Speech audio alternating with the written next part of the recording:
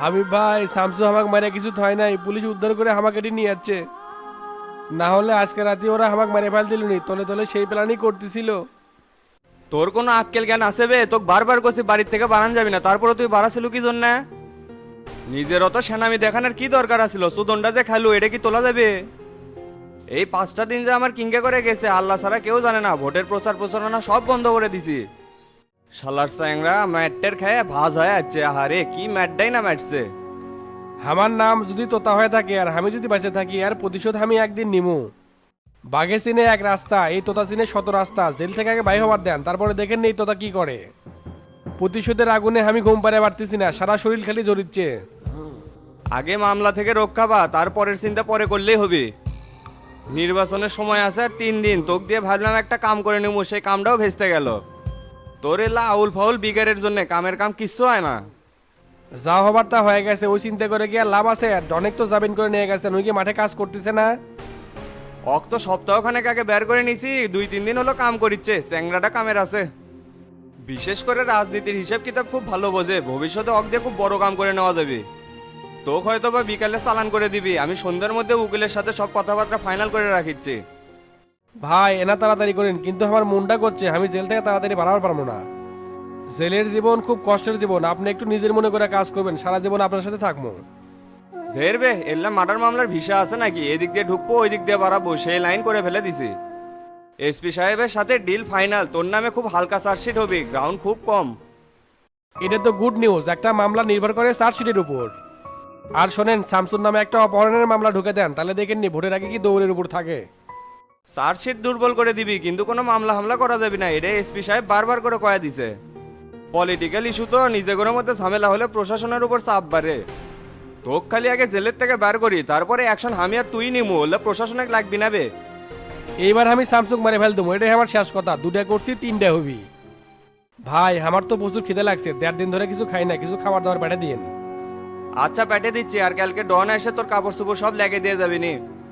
তাহলে থাক, এখন গেলাম, আর কোনো সমস্যা হলে পুলিশের কাছ থেকে ফোন নিয়ে ফোন দিস। আচ্ছা দিমনি, যান তাহলে।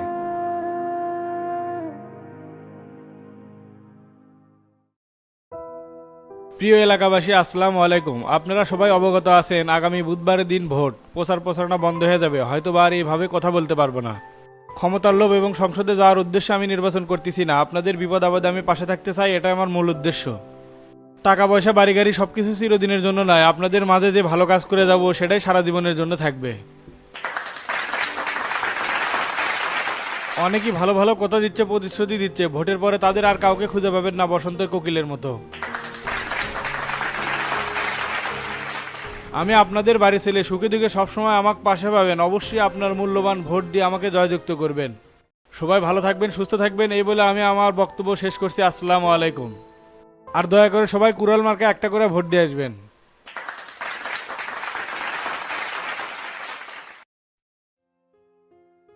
আসসালামু আলাইকুম ভাই। না না, এখন কোনো অর্ডার দেবো না, অনেক মাল আছে, সামনের সপ্তাহে আসেন। দিনের পর দিন খালি মাল ঢুকাচ্ছি, ক্যাশ বার করে পারছি না, ক্যাশ যে কুটি যাচ্ছে আল্লাহই ভালো জানে। না না ভাই, আমি কোনো কোম্পানির এসার না, আমি হুলুনুলু এনজিও থেকে আসছি। আপনি কেটা খবর দিল? কিস্তি আমি তুলবো না, ওলি লোনের মধ্যে আমি নাই। কিস্তি মানেই সুদ, সুদ মানেই হারাম, আর হারাম টাকার ব্যবসা করলে ব্যবসা বরকত হবি না। অঙ্কা ঝাঁকি খেয়ে লাভ নাই, আপনি অন্য জায়গায় যান, এটি কাম হবি না। হাই রে, আপনি লোক বারে আসার পর থেকে কথা কোতেই আছেন, আমাকে কোনো কথা কওয়ার সুযোগই দিচ্ছেন না। আমি কি কই আগে শোনেন।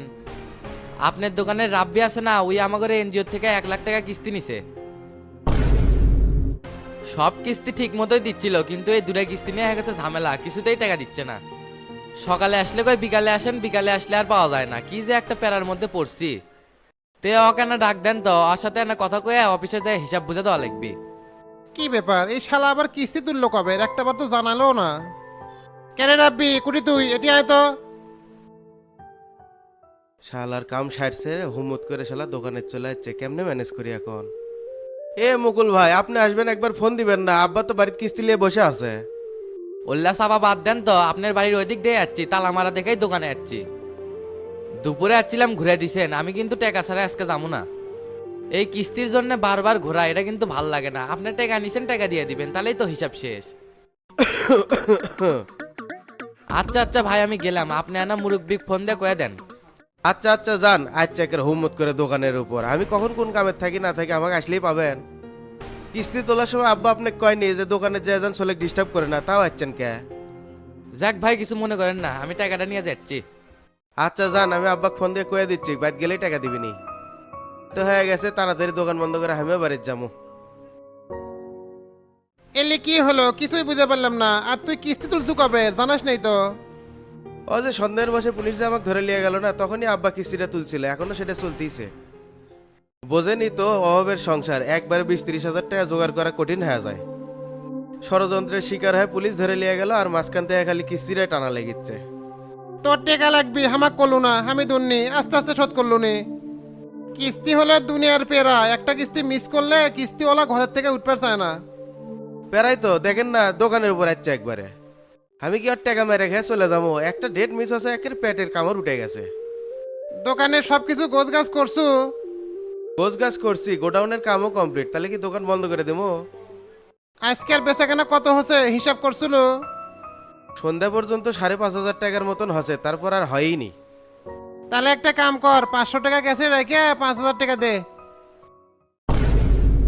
কাম না ছাড়ছে, এই টাকাটা কিস্তি দেওয়ার জন্য থুয়ে দিলাম। এখন তাহলে কিস্তি লাগছে কি কমনি? কি গুনগুন করিস, তো অনেক হয়ে গেছে, তাড়াতাড়ি কর। আচ্ছা ভাই, করতেছি। তে ডন, বাটল চেয়ারম্যানের সাথে দেখা করে কি বুঝলো আর এলাকার পরিস্থিতি কি? বাটুল চেয়ারম্যানের ইউনিয়ন এল্লা ঝামেলাই আছে, দলের লোকজন তো এল্লা কাম করিচ্ছে না, খালি ভ্যাস ধরে আছে। গুণী মেম্বার এল্লা কাম করিচ্ছে, কিন্তু একজন মানুষ আর কত করবে? আর বাটুলের কথা শুনে তো আমি পুরাই অবাক, টেকা ছাড়া ওই নির্বাচনই করে পারবি না, টেকা যেই দিকে ওই সেই দিকে। তার স্টেট কার্ড কথা, হামাক দিয়ে নির্বাচন করে নিলে টেকা দেওয়া লাগবে। এই সময় তোতা ভাইয়ের খুব দরকার ছিল, তাই থাকলে বাটুলের টেকা চাওয়া বারকে দিল নে। যাই নাই, তার কথা ভেবে কি লাভ আছে? শালার চ্যাংরাক দিয়ে কোনো উপকারই হলো না, সব পরিকল্পনা ভেস্তে গেল। শামসুর উপর একটা অ্যাটাক করে নিলাম নি, আর আমার রাস্তা তেলতেলা হয়ে গেল নি। তখন শফিক তো ভয়ে ঘরের থেকে বেরই হলো নি না। কামের কাম তো কিছুই হলো না, এখন মাথার উপর 2টা মার্ডার মামলা, এখন জেলের মধ্যে পচে মরুক গা। আছে গরু না ভয় হাল, তার দুঃখ চিরকাল, সেই কষ্ট হচ্ছে আমার। বিপদ যখন আসে চারদিক থেকে আসে, আপনি ওটা নিয়ে এত চাপ নিয়েন না, সবকিছু ঠিক হয়ে যাবে। দেখা যায় কি হয়, ভোটটা আগে পারি দিই, তারপরে দেখমুনি কি করা যায়। ভোটের তো আর বেশি দিন নাই। এসপি স্যারের সাথে কথা কয়ে কি বুঝলেন, তাই কি হেল্প করবে? প্রশাসনে হেল্প না পালে গেলে সমস্যা হবে, শালা শফিকের ভোট খালি গিজ গিজ করিচ্ছে। প্রশাসন আমাদের সাথে আছে, এসপি সাহেব অনেক হেল্পফুল, কাজ 100-100 হবে। এই যে তো তার চার্জশিট একবারে হালকা করে নিচ্ছি, এই দিক দিয়ে ঢুকবি ওই দিক দিয়ে বাড়াবি। আমাকে বারবার করে করছে, আপনার জেলে সমস্যা আমাকে এসে করবেন, আমি সমাধান করে দেবো। তাহলে এখন ভাই দুই ইউনোর সাথে কথা করেই তো কাম 100-100 হয়ে যাবে। রাতের বেলা বসার ডেট আছে, তে সুপিনগর থেকে ঘুরে আসি, দেখি ভোটের কি অবস্থা। গতকাল থেকে তো নেতাকর্মীরা আমাকে ফোন দিচ্ছে, ওটি একটা জনসভা করে আসি আর ভোটের জরিপটাও করে আসি। আচ্ছা ভাই চলেন। চাচা আসসালামু আলাইকুম। ওয়ালাইকুম আসসালাম বাটুল, তোমার মেয়ে কোনো খোঁজ খবর নাই, ভোট হচ্ছে আর তুমি ইসলামি করা শুরু করছো। বুধবার দিন ভোট আছে আর 3 দিন, এগুলো সব কিছু বাদ দেয়া কেঙ্কা করে পাশ করা দেবি সেন্টারে, সেই ব্যবস্থা লিও। তোমার নামে উড়ে উড়ে কিছু আজে বাজে সংবাদ শুনতেছি, কি কাহিনী কি সত্যি নাকি? কি যে কন্যা চাচা, এবার যে চেয়ারম্যান হলাম আপনি কি কম উপকার করছেন সেটা কি ভুলবার পারমো? শোন শোন, তুই তো দলের মার্কা পাস না, তো তো আর একজনকে সেট করছিল, কিন্তু আমি তোকে মার্কা লিয়ে দিছি।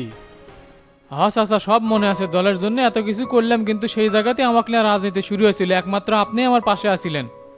কিন্তু কাল হাবিব তো লোক পেটা দিছিল, বলছে যে দলের বাইরে কিন্তু যাওয়া যাবে না। ধুর বে, আমি কি দলের বাইরের লোক নাকি? মার্কা পায় না এই জন্য স্বতন্ত্র থেকে দাঁড়াচ্ছি, আমি কি দল থেকে বহিষ্কার হয়েছি? সাংগঠনিকভাবে ওরা কি কম চেষ্টা করছে দল থেকে বহিষ্কার করার? তাও কিন্তু পারেনি। নির্বাচন হয়ে যাবে আবার দলে অ্যাক্টিভ হয়ে যাবো। দলের জন্য জীবন যৌবন সবকিছু শেষ করে দিছি, তাও মার্কা পায় না, এটা হলে মনের দুঃখ। আপনি প্রবীণ নেতা সেটা তো আমরা জানি, কিন্তু উপরে একটু মাল্লু টাল্লু খাওয়ায়া হাবিব মার্কাটা নিয়েছে। আর শুনেন, আমার এলাকাত ভোট পাবার গেলে কিছু খরচাপাতি করা লাগবে, এমনি আপনার পক্ষে ভালো ভোট আছে, তারপরে আরো বেশি ভোট পাবেন। খরচাপাতি লিয়ে তুই চিন্তা করিস না, তোর জন্য বাজেট করাই আছে, সময় মতো তুই পাইয়া যাবো।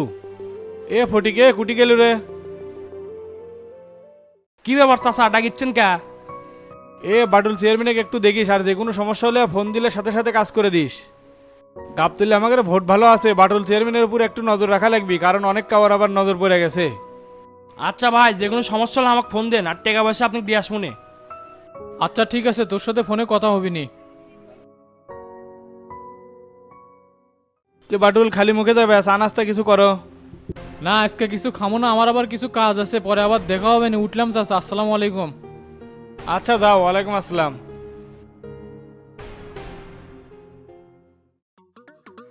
কি ব্যাপার ফটিক ভাই, এত আর্জেন্ট ডাকলেন, কোনো কাম আছে নাকি? গতকাল তোর গাড়ি পয়েন্টে লাগাছো, এখন পর্যন্ত টাকা পেলাম না। আমার সাথে কিন্তু 2 নাম্বার ব্যবসা চলবি না। বালু সব টাকা গোল্লা টেরা ভাইক দিয়ে দিছি, অগরে যা কনকা, তাও আবার হ্যান্ড ক্যাশ দিছি। আমরা তো ব্যবসা করে খাই, রেডে কম পাসি, তাই অগরের কাছে অর্ডার দিছি। আবেদ আলী, তুই খুব সেনা হয়ে গেছো, সারা জীবন আমার থেকে অর্ডার কাটলো, আর আজকে টেরাগার কাছে গেছো। নির্বাচনের আগে তো সুযোগ পাই আমার কায়দার তুলছো, কিন্তু এই কামটা ঠিক করিসনি। এটি আবার কায়দা গুটি বলেন, আপনি রেট কমে দেন, আপনার সাথে ব্যবসা করিচ্ছি। টেকা ছাড় না দিলে হবি, তা না হলে বউ চল নিয়ে চলমু কিংকা করে। দেখি কম টাকাত কয়দিন তো গোল্লা ভালো দিতে পারে, সেটাই দেখবো। আল্লাহ আল্লাহ করে খালি যদি চাষা এমপি হয়ে পারে, শালাগেরে সবার বদানি ছাড়ামুনি। তোমার কাছ থেকে 25,000 টাকা পায়, সেটা এখনই দাও, কোনো লেনদি চলবি না। অত চাপ নিচ্ছ কে? ভোটের ভিতর যত খরচ হয় সেটা আমি দমুনি। ভোটের খরচ আর ব্যবসা দুটো পুরাই আলাদা, হলে লাটক খাটবি না, এখনই টাকা দিয়ে দেবে। তোমাকে জীবনে বহুত ছাড় দিছি, আর কোনো ছাড় হবি না। আচ্ছা আচ্ছা, এনা দেরি করেন, টাকা তো আমার বাড়িতে আছে, আমি এনে দিচ্ছি। আসসালামু আলাইকুম। কাশেম টিভির পক্ষ থেকে সবাইকে অসংখ্য ধন্যবাদ। দীর্ঘ 5 দিন গুম হয়ে থাকার পর তোতা এখন পুলিশের হেফাজতে। আমরা অনেকবার ওসি সাহেবের সাথে যোগাযোগ করার চেষ্টা করেছি, কিন্তু তিনি আমাদের সাথে যোগাযোগ করেননি। বারবার বলেছেন একটু পরে আসেন, আমি এখন ব্যস্ত আছি। এই ফাঁকে আমরা শামসুর সাথে দেখা করব, তিনি অফিসে আসেন, আমাদের যেতে বলছেন। সবাই আমাদের সাথেই থাকবেন, কেউ যাবেন না। কি ব্যাপার, রাত 9টা বেজে গেল, এখনো কোনো খবর নাই, কতক্ষণ বসে থাকবো? সেই সকালে মাঠে বাড়াছি, এখন পর্যন্ত বাড়িতে যেতে পারলাম না। কিস্তির চাকরি, সেই ঝামেলা। আজকে যদি টাকা না নিয়ে যেতে পারি, তাহলে তো ছাড় দিবি 14 আর জরিমানা দেওয়া লাগবে আমার পকেট থেকে। মাসের 20 তারিখ, এখনো 6 জনের কিস্তি তুলে পারিনি। এগরে সবার বকেয়া যদি আমার পকেট থেকে দিই, তাহলে আমার বেতন থাকবে। জিঙ্কা করেই হোক, আজকে রাব্বির থেকে টাকা তুলে নিয়েই যাবো।